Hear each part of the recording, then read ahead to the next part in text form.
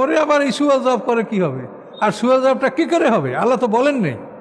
আল্লাহ বলেন যে বিচারের পরে তাকে কঠিন শাস্তি দেওয়া হবে।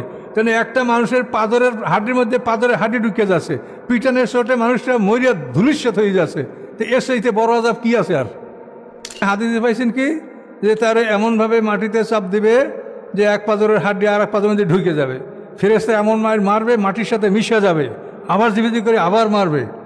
এ সমস্ত কথা আপনি পাচ্ছেন। তাহলে এগুলো কি কোরআনের সাথে মিলছে? কোরআন তো বলে যে তাকে কঠিন শাস্তি দেওয়া হবে বিচারের পরে। কবরেই যদি জান্নাতের বিছনা বিছিয়ে দেওয়া হয়, দোজখের বিছনা বিছিয়ে দেওয়া হয়, তাহলে তো বিচার এখানেই হয়ে গেল। তাহলে 50,000 বছরের সমান একদিনই আল্লাহ আর কি বিচার করবেন? হ্যাঁ, তাহলে বিচারের জন্য তো দিন ধার্য করা আছে। এবং সমস্ত মানুষ আমাদের একসঙ্গে মৃত্যু হয়েছে, আমাদের মৃত্যু থেকে আমাদের জীবনের প্রথম পর্ব, সমস্ত মানুষ একসঙ্গে হাসরের ময়দানে আমরা উঠব। তো এখন এই যে হাদিসগুলি, এই হাদিসগুলি সম্পূর্ণ কোরআনের খেলাফ। কবরে তার পাঁজরে হাড্ডি মিলে যাবে। একটা মানুষ যদি জীবিত না করা হয় তাহলে তাকে শাস্তি দিলে সে কী বুঝবে যে আমারে মারছে কিনা? এই সমস্ত কথাগুলি যদি হাদিসের আপনি সত্য মনে করেন, তাহলে বিধর্মীরা কি মনে করবে? যে মুসলমানদের ধর্ম ভয়ঙ্কর, ওখানে তুমি ঢুকো না, ওদের দেখছো কবরে কি শাস্তি। আমরা লাশকে পোড়াইয়া সব একেবারে চুরমার করে পোড়াইয়া ছাই করে মাটি দিয়ে থাকি, কাজে আমাদেরকে ফেরেশতায় বসাইতেও পারবে না, জাগাইতেও পারবে না, চাপ দিতে পারবে না, মারতেও পারবে না, কাজে আমাদের ধর্ম ভালো। তাহলে আপনি তারা বিধর্মীদের সাহায্য করলেন, তারা এর মাধ্যমে নিজেরা নিশ্চিত হলো যে মুসলমানদের ধর্মের চাইতে আমাদের ধর্ম ভালো। মানুষ মরার পরেই কি পরকাল শুরু হয়ে যায়? আল্লাহ যে বলছে অবের আখেরা তুমিও কিনুন, দ্বিতীয় জীবনে বিশ্বাসী। এই দ্বিতীয় জীবনটা কি মরার পরেই? মরার পরে তো সময়টা বারজাক। মুমিনুনের প্রথম আয়াতটা পড়লেন আপনি, আমি ওরাহিম বারজাকুন ইলাইয়া আমি আসুন। মরার পরে তো আপনার বারজাক। তাহলে মরার পরেই আপনার আখেরাত না, বা পরকাল না, বা দ্বিতীয় জীবন নয়। তাহলে দ্বিতীয় জীবন হলো হাসরের ময়দানে বিচারের পরে যখন মানুষ জান্নাত জাহান্নামে যাবে, তখন হলো এই আখেরাত, দ্বিতীয় জীবন। পৃথিবীতে মুসলমানরা 800 কোটি মানুষ, 800 কোটি মানুষের মধ্যে 200 কোটি মানুষ কবরে যায়, 600 কোটি মানুষ কবরে যায় না। তো কবর আযাব যদি সত্য হয়, তাহলে ওই 600 কোটি মানুষের কি কবর আযাব মাফ? একটু জরুরি বিষয়ে আলোচনা করব। আমাকে চট্টগ্রাম থেকে একটা চিঠি পাঠানো হয়েছে, 3টা বই আছে তার মধ্যে। এই একটা বই আজকে আপনাদের নিয়ে আসি। তো আমি তো ব্যক্তিগতভাবে জবাব দেওয়ার আমার পক্ষে সম্ভব না। আমি এই আলোচনার মধ্যে জবাব দিব, যারা শোনার তারা শুনবে। আর যারা আমাকে এই চিঠি দিয়েছে তারাও আমার ইউটিউবে আলোচনা শুনেই দিয়েছে, তারা আমাকে ব্যক্তিগতভাবে হয়তো চেনে না। যেটা আপনাদের কাছে দিব, আপনারা পড়বেন, একজনের পর একজনকে দিবেন। এটা হলো আযাবুল কবরে হাক্কুন, কবর আযাব সত্য, এই বইয়ের নাম। আর এই বইয়ের উপরে আয়াতটা লেখা, মিন ওয়ারাইহিম বারযাকুন ইলা ইয়াউমি ইউবআসুন, সূরা মুমিনুরের 100 নম্বর আয়াত। আল্লাহ বলেছেন তাদের সামনে রয়েছে বারযাক, পর্দার আড়ালের জগৎ, পুনরুত্থান দিবস পর্যন্ত। কোরআন আয়াত, সূরা মুমিনুন। এখন এই আযাবে কবর সম্পর্কে আসলে কি বিষয়টা আমাদের, আমরা যখন মাদ্রাসায় পড়াশোনা করছি, আমি ধরেন 68 সনে কামেল পাস করছি, তারপরে 55-57 বছরের মতো হয়ে গেল। আমরা যখন পড়েছি তখন এই আযাবুল কবরে হাক্কুন এটা আমাদের সিলেবাসের কেতাবে পড়ানো হয়েছে, যে কবর আযাব সত্য। আর আমরা এই ধারণা লালন করে আসি বহুদিন ধরে। আমরা নিজেরা ওয়াজ করছি, তাফসির করছি, তখন আমরা এটার উপরে আলোচনা করেছি, আযাবে কবর আযাব সত্য। কিন্তু আসলে বিষয়টা কি, এটা গবেষণার পর এটা ধরা পড়েছে, যেটা আমাদের আগে ধরা পড়ে নাই। আমি মনে করেন চাকরি ছেড়ে দিয়ে যখন কোরআন নিয়ে গবেষণা শুরু করেছি, তখন অনেক ভুল আমার ধরা পড়ছে, যেগুলো আমার আগে আমার মাথার মধ্যে ছিল না, আমি আগে চিন্তা ভাবনা করিনি।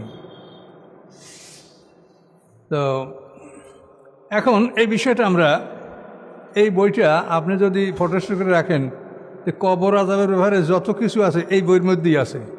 আর আমাদের জবাব দেওয়ার জন্য যা কিছু লাগবে তা এই বইয়ের মধ্যেই আছে। কথা বলতে পারছেন? সবই এখানে আছে। তো এই বইতে ওনারা যে আয়াতগুলি এনেছেন দেখেন,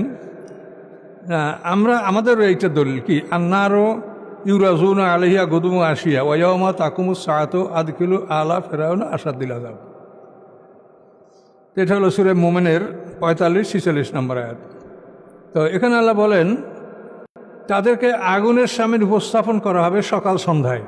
কোরআন আয়াত ফেরাউন সম্প্রদায়কে বলা হয়েছে, তাদেরকে আগুনের সামনে উপস্থাপন করা হবে সকাল সন্ধ্যায়।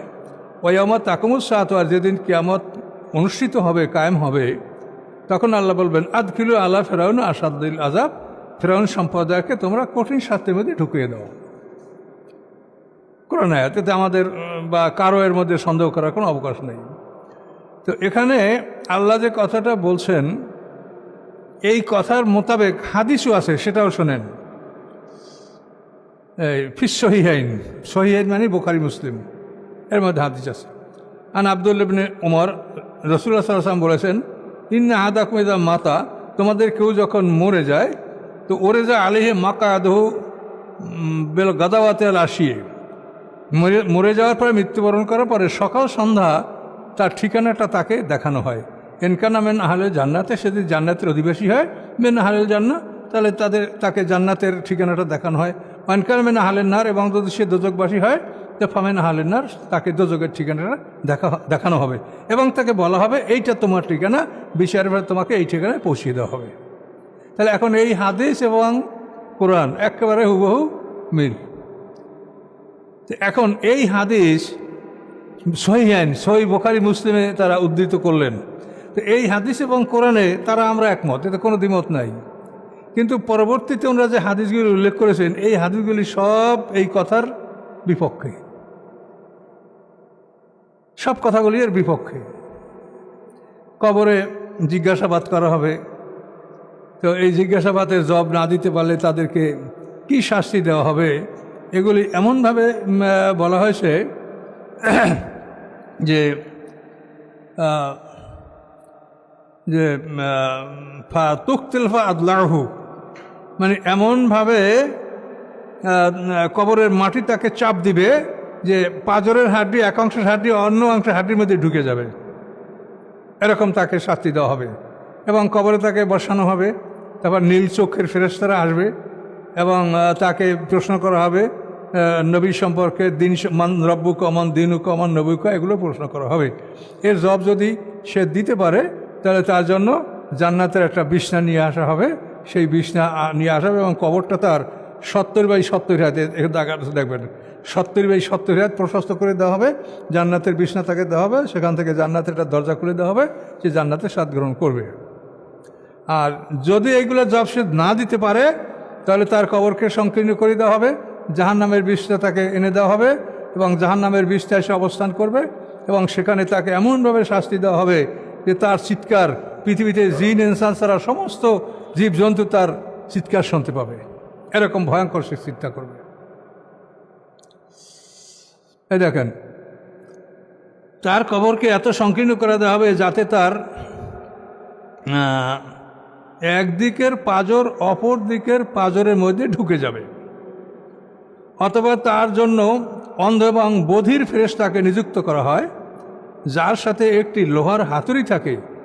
যদি ওই হাতুড়ি দিয়ে পাহাড়কে আঘাত করা হয়, পাহাড়ও নিশ্চিহ্ন ধুলা মাটিতে পরিণত হবে, অথচ সেই ফেরেশতা তাকে এই হাতুড়ি দিয়ে সজোরে আঘাত করতে থাকবে।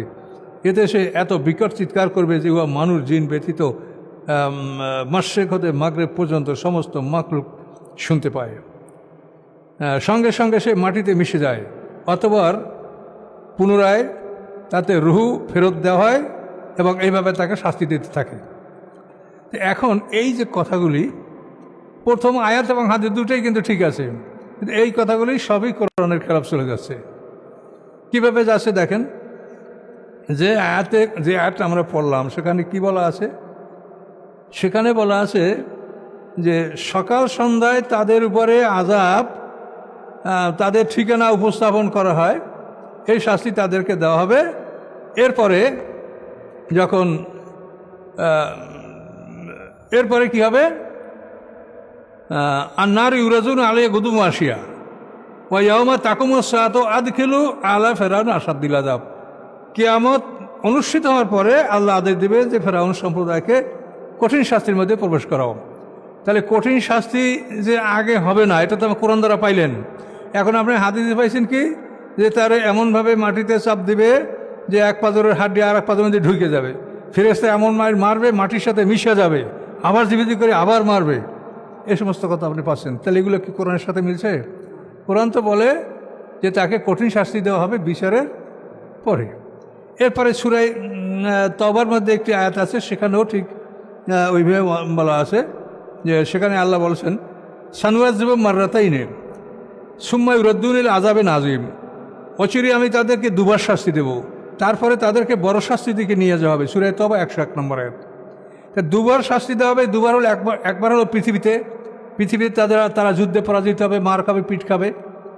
তার দ্বিতীয় শাস্তি হলো তাকে সিজনে রাখা হবে, এবং সুম্মা ইউরাদ্দুনা ইলা আযাবিন আযীম, তারপর তাকে বড় শাস্তির দিকে ফিরিয়ে নেওয়া হবে। সূরা তওবা 101। তাহলে বড় শাস্তি কবরে হবে না। কবরেই যদি জান্নাতের বিছনা বিছিয়ে দেওয়া হয়, দোজখের বিছনা বিছিয়ে দেওয়া হয়, তাহলে তো বিচার এখানেই হয়ে গেল। তাহলে 50,000 বছরের সমান একদিনে আল্লাহ আর কি বিচার করবেন? হ্যাঁ, তাহলে বিচারের জন্য তার দিন ধার্য করা আছে। এবং সমস্ত মানুষ আমাদের একসঙ্গে মৃত্যু হয়েছে, আমাদের মৃত্যু থেকে আমাদের জীবনের প্রথম পর্ব, সমস্ত মানুষ একসঙ্গে হাসরের ময়দানে আমরা উঠব। তো এখন এই যে হাদিসগুলি, এই হাদিসগুলি সম্পূর্ণ কোরআনের খেলাফ, অথচ উনি প্রথম যে আটটা দিয়েছেন এবং এটা কিন্তু কোরআনের সাথে সম্পূর্ণ মিল আছে। তাহলে আমরা যেগুলি কোরআনের সাথে মিল আছে আমরা সেগুলি মানব, আর যেগুলি কোরআনের খেলাফ চলে যাচ্ছে সেগুলি মানলে তো আমাদের ঈমান থাকবে না। আপনি দুইটা আয়াত আমি দিলাম, আরও অনেক আয়াত আছে যে শাস্তি হবে বিচারের পরে, প্রকৃত শাস্তি। তারপরে যে কবরে তার পাঁজরে হাড্ডি মিলে যাবে, একটা মানুষ যদি জীবিত না করা হয় তাহলে তাকে শাস্তি দিলে সে কী বুঝবে যে আমারে মারছে কিনা? এই সমস্ত কথাগুলো যদি হাদিসের আপনি সত্য মনে করেন, তাহলে বিধর্মীরা কি মনে করবে যে মুসলমানদের ধর্ম ভয়ঙ্কর, ওখানে তুমি ঢুকো না, ওদের দেখছো কবরে কি শাস্তি। আমরা লাশকে পোড়াইয়া সব একেবারে চুরমার করে পোড়াইয়া ছাই করে মাটি দিয়ে থাকি, কাজে আমাদেরকে ফেরেশতায় বসাইতেও পারবে না, জাগাইতেও পারবে না, চাপ দিতে পারবে না, মারতেও পারবে না, কাজে আমাদের ধর্ম ভালো। তাহলে আপনি তারা বিধর্মীদের সাহায্য করলেন, তারা এর মাধ্যমে নিজেরা নিশ্চিত হলো যে মুসলমানদের ধর্মের চেয়ে আমাদের ধর্ম ভালো। কাজে এগুলো বিভিন্নভাবে আপনারা বিবেচনা করে দেখেন যে এই কথাগুলো কোরআনের খেলাফ চলে যাচ্ছে। এই জন্য কোরআনের খেলাফ কোনো হাদিস গ্রহণযোগ্য নয়। এটা আপনাদেরকে আমরা বারবার বলছি এবং এটা আপনারা অনুভব করছেন যে এটা সত্য। আর যারা আমাকে প্রশ্ন করছেন, তো আমি তো বললাম যে এটা আমরা পাঠ্যসূচিতেই আমাদেরকে পড়ানো হয়েছে আযাবুল কবরে হক্কুন। আমাদের সিনিয়ররা এইসব বিষয়ে গুরুত্ব দেন নাই। তারা হাদিস পেলেই মনে করেছেন যে এগুলা আল্লাহ রসুলের নামে কি কেউ মিথ্যা বলতে পারে। যেরকম আদম আমলে করছিলেন যে আল্লাহর নামে কসম খাইয়েও কেউ মিথ্যা বলতে পারে। শয়তান তো আল্লাহর নামে কসম করিয়া বলছিল যে আমি আল্লাহর কসম করে বলছি তোমরা এই গাছের ফল খাইলে ফেরেশতা হয়ে যাবা। তো কোরআনেই আছে। তো আমাদের শায়খরা ওই রকম রাসূলের নামে কেউ মিথ্যা বলতে পারে, কিন্তু আসলে তো মিথ্যাই বলেছে এবং এর দ্বারা আমাদের ভিতরে ভিতরে তারা মারাত্মক ক্ষতি করেছে। তো এই জন্য এসব ব্যাপারে আপনারা বিভিন্ন বিষয় চিন্তা করবেন। দেখেন, নূহ আলাইহিস সালামের জাতি প্রথম পানিতে ডুবে মারা গেছে, তারা কিন্তু বিশাল একটা জাতি ছিল, তাদের তো কবর হয়নি। তাহলে তাদের কবর আস্তাবটা কোথায় গেল? ফেরাউন বাহিনী 10,60,000 লোহিত সাগরে ডুবে মারা গেল, তাদের তো কবর হয় নাই, তাহলে তাদের কবর কোথায়? কবর আযাব কোথায় গেল? নমরুদ বাহিনীর কবর হয় নাই, তাহলে তাদের কবর আযাব কোথায় গেল? কাজে এই যে কবর আযাব করা যাবে না, যদি কেউ কবর না দেওয়া হয় তাহলে তার কবর হবে না। কবরে যদি আযাব হয় তাহলে তো আমি আমার সন্তানদেরকে বলবো যে তোরা একটা বরফ দিয়ে আমার এর শূন্যে ঝুলেই রাখবি, কবরের মধ্যে ঢুকাবি না, কবরের আযাব। তাহলে আপনি কি বলবেন? কাজে এইভাবে কথাগুলো কোরআনে যেটা আছে আপনারা সেটা বলেন। কবরে যারা খারাপ কাজ করছে তাদেরকে সিজনে রাখা হবে, যারা ভালো কাজ করছে ইলিনে রাখা হবে, এবং এই বরজাকে তারা ইলিনে থাকবে। বরজাকের পরে হাসরের ময়দানে বিচারের পরে প্রকৃত শাস্তি জান্নাত জাহান্নাম এটা মানুষ হবে। কাজে এই সমস্ত কথাগুলো আপনাদের বোঝা দরকার। আর একটা জিনিস বোঝা দরকার, সেটা হলোই মানুষ মরার পরেই কি পরকাল শুরু হয়ে যায়? আল্লাহ যে বলছে অবের আখেরা তুমিও কিনুন, দ্বিতীয় জীবনে বিশ্বাসী। এই দ্বিতীয় জীবনটা কি মরার পরেই?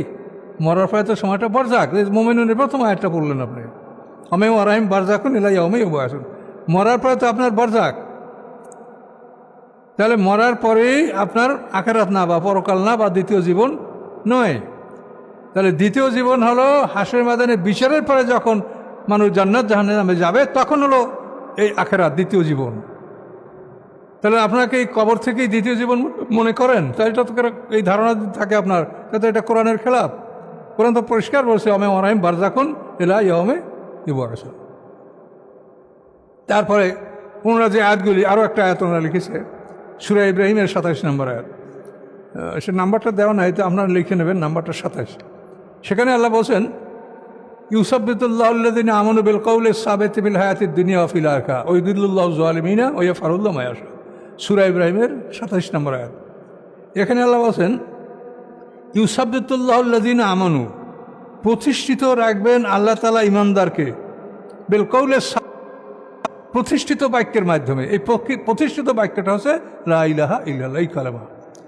ইউসাব্বিতুল্লাহুল্লাযিনা আমানু বিল কওলি সাবিতি, প্রতিষ্ঠিত বাক্যের মাধ্যমে আল্লাহ মোমেনদেরকে প্রতিষ্ঠিত রাখবেন ফিল হায়াতিদ দুনিয়া ও ফিল আখিরাত, দুনিয়া এবং আখিরাতে। দুনিয়ায়ও প্রতিষ্ঠিত রাখবেন, আখিরাতেও প্রতিষ্ঠিত রাখবেন। এখন আখিরাত কি মরার পরে বরজাক, এটা কি আখিরাত? তাহলে এই আয়াত দ্বারা কবর আযাব প্রমাণ করলেন কি করে আপনারা? আলেমরা একেবারে এই আয়াত পরে কবর আযাব কোরআনে আছে, যারা মানে না তারা কাফের হয়ে গেছে। কাফের কে হয়েছে তা দেখবেন বিচারের মাঠে গেলে। এখন তো আপনাদের দল বড় ফতুয়া দিয়ে বেড়াচ্ছেন, কিন্তু মরার পরে আল্লাহর কাছে গেলে দেখবেন যে কাফের কে হয়েছে। কাজে এই জন্য আপনারা ফতুয়া দেওয়ায় ব্যস্ত, এরা দিতে পারেন, আমাদের কোনো আপত্তি নেই, কিন্তু আমাদের এই কথার কোনো জবাব আপনার কাছে নেই। আপনি বলেন যে দুনিয়া এবং আখেরাতে প্রতিষ্ঠিত রাখা হবে, তো দুনিয়া তো এখন দুনিয়া, এটা আর বোঝাবার কিছু নাই। আর আখেরাত হলো বিচারের পরে যখন জান্নাত জাহান্নামে মানুষ যাবে। আর এর আগের সময়টা হলো বরজাক। মানুষের দুটা বরজাক, পিছনে একটা বরজাক গেছে, আদম আলাইহিস সালামের পিঠ থেকে বের হয়ে আমরা আল্লাহকে সাক্ষী দেওয়ার পরে একসঙ্গে মৃত্যুবরণ করেছি, তারপর আমরা বরজাকে ঢুকেছি, তারপর এখন দুনিয়াতে আসি। আর মরার পরে বরজা থেকে ঢুকবো, হাসরের ময়দানে আমরা উঠব, আল্লাহ উঠাবেন, তার এগুলো সবই তো ঘটনা বলা আছে। এখন এই বিষয়গুলি সম্পর্কে আপনারা সতর্ক থাকেন। এগুলি কিন্তু আমি আপনাদেরকে বা মানুষকে আমি মন্দ বলবো না, তার কারণ শত শত বছর ধরে যে একটা বিশ্বাস তারা লালন করে আসছে, পালন করে আসছে, সেটা হঠাৎ করে সেইটার বিপক্ষে বললে সেটা তো মানা খুব কষ্টকরই হয়ে পড়ে। এটা বুঝি যে আপনাদের এটা মানা খুব কষ্টকর হচ্ছে, তার কারণ শত শত বছর ধরে আপনারা এটা করে আসেন। সব আলেম ওলামারা এর উপরে কত বই কিতাব লিখেছে, কিন্তু আসলে কোরআনকে আপনারা ভালো করে দেখেন না, এটার দুঃখ বিষয়। কোরআন কি বলছে সেটা আপনারা ভালো করে দেখেন। হাসরের ময়দানে আপনার কোনো বই পুস্তক বিচারের মাঠে যাবে না আল্লাহর কোরআন ছাড়া। প্রত্যেক উম্মতের বিচার হবে তাদের যে আসমানি কিতাব দান করা হয়েছে সেই কিতাব দ্বারা। এখানে আপনাদেরকে আমি একটা পরামর্শ দেব, সেটা হলো আপনার জ্ঞানের জন্য এটা প্রয়োজন। সেটা হলো কি, যে একটা জিনিস প্রমাণ করার জন্য থিসিস, অ্যান্টিথিসিস, সিনথিসিস, তিনটে কথা আছে। থিসিস হলো যে আপনি যুক্তি প্রমাণ দ্বারা এই জিনিসটা বুঝাবেন যে এইটাই, এই জন্য এইটাই হচ্ছে। তো আপনি যদি এই কবরের থিসিস বাইর করেন, তাহলে দেখবেন যে আপনি আটকা পড়ে গেছেন। পৃথিবীতে মুসলমানরা 800 কোটি মানুষ, 800 কোটি মানুষের মধ্যে 200 কোটি মানুষ কবরে যায়, 600 কোটি মানুষ কবরে যায় না। তো কবর আযাব যদি সত্য হয়, তাহলে ওই 600 কোটি মানুষের কি কবর আযাব মাফ? শুধু মুসলমানদের কবর আযাব হবে? তা আপনি যুক্তি প্রমাণ দিয়ে এটা যখনই আসবেন আপনি যুক্তিতে, তখন দেখবেন যে আপনি হেরে গেছেন। তা আপনার এই কথাটা ঠিক না। এটি যে মানুষরা উপহাস করবে যে মুসলমানদের ধর্ম কী, কারণ এই ধরনের কথা আপনি বলবেন না। তা আপনার থিসিসের বিপক্ষে যেটা হবে সেটা হলো অ্যান্টিথিসিস। আপনি যে যুক্তি উপস্থাপন করছেন তার বিপরীত যুক্তি উপস্থাপন করে আপনার কথাকে খণ্ডন করা হবে। এগুলি যদি আপনি করেন তাহলে দেখবেন যে এই হাদিসগুলি কোনো ক্রমে এগুলো আর টেকে না। টিকবে ওই একটা হাদিস, ওই যেটা প্রথম আয়াতের সাথে হাদিস ওই একটাই, আর যতগুলিগুলি সব বানানো বাজে, এগুলি একটাও ঠিক না। তার কারণ আপনি বলেন, আল্লাহ বলেন যে বিচারের পরে তাকে কঠিন শাস্তি দেওয়া হবে। তেন একটা মানুষের পাদরের হাড্ডির মধ্যে পাদরের হাড্ডি ঢুকে যাচ্ছে, পিটানের চোটে মানুষটা মরিয়া ধুলিস্যাৎ হয়ে যাচ্ছে, তো এর চাইতে বড় আযাব কি আছে? আর আল্লাহ তো বলছে কঠিন শাস্তি তার পরে হবে। আর একটা মানুষ মারবে আর জীবিত করবে, আবার মারবে, এটা কোথায় পাইছেন আপনি? এটা তো কোরআনে টিকছে না। অ্যান্টিথিসিস দেখা যাচ্ছে আল্লাহ কোরআনে কি বলেছেন, প্রত্যেকটা মানুষের 2টা মরণ 2টা জীবন। সূরা মুমিনের 11 নম্বর আয়াত, রব্বানা আমাত্তা নাসনাতাইনে ওয়াহিয়িতা নাসনাতাইনে, পরিষ্কার আয়াত। ইসনাতাইন মানে 2, তো জীবন 2টা মরণ 2টা। আর যদি এইভাবে কবরে জীবিত করা হয়, তারপর পিটন মারিয়ে মারিয়ে ফেলাইছে, আবার জীবিত করা হয়, এগুলো কোথায় পাইছেন আপনি? এগুলো কি খেলা? মানুষের জীবন কি খেলা? অ্যান্টিথিসিসে গেলে আপনার সব ফেল। তার কারণ মৃত্যুর ফেরেশতা হাজির হয়ে যাওয়ার পরে কোনো মানুষের ঈমান নেকামল কবুল হবে না। এটা তো স্পষ্ট কোরআনে আছে, ইয়াউমা ইয়াতি বাযু আয়াতি রাব্বিকা লা ইয়ানফাউ নাফসান ঈমানুহা আও কাসাবাত ঈমানুহা খায়রা। ঈমান আনে নাই অথবা নেকামল করে নাই, মৃত্যুর ফেরেশতা হাজির হয়ে যাওয়ার পরে ঈমান বা নেকামল কোনোটাই কাজে আসবে। এটা তো স্পষ্ট কোরআনে বলা আছে। তাহলে মৃত্যুর সময় থেকে আরম্ভ করিয়া কোনো নেকামল ঈমান কবুল হবে না। তাহলে মরার পরে আবার মনকির নেকিরের কাছে বলবো রব্বি আল্লাহ, এটা কি করে কবুল হবে? ওই সময় তো আপনি বলেন রব্বি আল্লাহ মোহাম্মদ সালাম আমার নবী, এটা যদি আপনি বলেন তাহলে কি উপকার হবে? এটা তো হবে না। তারপরে মনকার নেকির ফেরেশতার নাম কোরআনে নাই। কোনো ফেরেশতারা আল্লাহর কাজে সাহায্য করবে এমন কথা কোথাও নাই। ওয়ালা ইউশরিকু ফি হুকমি আহাদা, সূরা কাহফের 26 নম্বর আয়াতে আল্লাহ বলছেন যে আল্লাহ তাআলা তার কাজে কারো সাহায্য গ্রহণ করেন না, তিনি একাই করেন। তিনি বিচার করবেন একা, তার কোনো লোয়ার কোর্ট নাই। High court, supreme court, lower court সব আল্লাহ একাই, তিনি বিচারক। আল্লাহর কোনো সাহায্যকারী আদালত নাই। তাহলে মনকার নেকির কী করে আপনাকে রায় দিবে?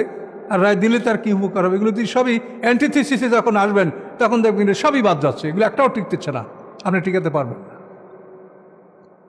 তাহলে এই জন্য এই সমস্ত বিষয়গুলি আপনারা জ্ঞান অর্জন করেন, শোনেন। লক্ষ লক্ষ মানুষ মাহফিলে যায়, কেউ বলে কিছু শুনতে পারিনি, কেউ বলে ওই কর্নারে বলছি কিছু বুঝতে পারিনি। এই মাহফিল শুনে আয়, বড় বড় ভাইরাল বক্তারের মাহফিল। ওদের আমাদের দরকার নেই। আপনারা 10টা লোকে শেখেন, জ্ঞান অর্জন করেন এবং ইমান পাকা করেন, এটার বহু মূল্য আছে আল্লাহর কাছে। তাহলে থিসিস আর অ্যান্টিথিসিস বুঝতে পারছেন? তা আপনি যুক্তি দিলেন কবর যাবার দিকে, এইটার বিপক্ষে যে যুক্তিগুলো আসতেছে তার কাছে আপনার কথা একটাও আপনি টিকাতে পারছেন না। মরার পরে কত অনুনয় বিনয় করা হবে যে হে মালিক ফেরেশতা, আল্লাহকে বলেন আমাদেরকে মৃত্যু দিক, আমরা মরে যাই, আমাদের শাস্তি কমাই দাও, কত অনুনয়, কিছু হবে?